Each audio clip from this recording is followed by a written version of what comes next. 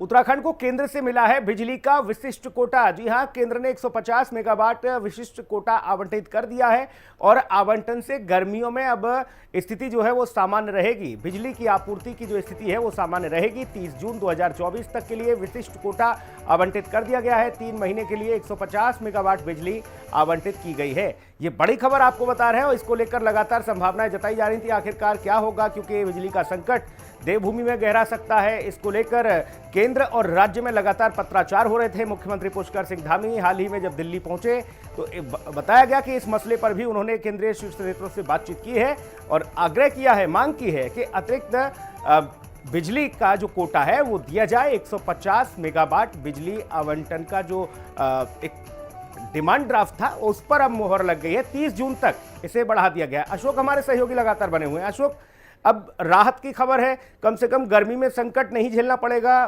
देवभूमि की जनता को।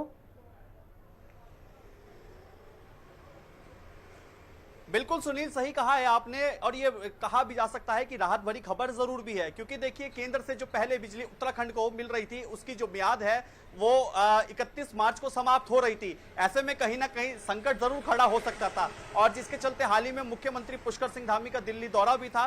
तो उसके बाद दिल्ली दौरे के बाद मुख्यमंत्री का बयान भी सामने आया था, जिसमें उन्होंने ये भी कहा था कि जो बिजली की जो मियाद 31 मार्च को समाप्त होने जा रही है उस विषय को लेकर के भी उन्होंने केंद्र के जो शीर्ष नेता हैं उनसे भी बातचीत की थी और उसके लिए भी उनके आगे एक प्रस्ताव भी रखा गया था, जिसके चलते अब 150 मेगावाट का जो विशिष्ट कोटा है वो अब वहां उसका वो जो है उत्तराखंड को अब मिल गया है। यानी कि इससे ये जरूर कहा जा सकता है कि ये जो गर्मियों में जो बिजली है वो सामान्य तौर पर रहेगी, किसी भी तरीके की कोई दिक्कत नहीं आएगी। क्योंकि देखिए, हालांकि अगर बात की जाए उत्तराखंड में बिजली उत्पादन को लेकर के या बिजली की आपूर्ति को लेकर के भले ही वो चीजें कम देखने को मिली हो, लेकिन बावजूद इसके जिस तरीके से केंद्र से मांगी जाती है और उसके बाद अब इसकी जो म्याद खत्म हुई 31 मार्च को होने जा रही थी, तो संकट जरूर कहीं ना कहीं खड़ा हो सकता था। यानी कि अब अगर ये बात कहें तो मुख्यमंत्री के जो कार्य हैं, जिस तरीके से वो करते हैं, उनके वो प्रयास रंग लाते हुए जरूर दिखाई देते हैं। और यही कारण है कि जब उन्होंने हाल ही में अपने दिल्ली दौरे के दौरान केंद्रीय शीर्ष नेताओं से उनकी मुलाकात की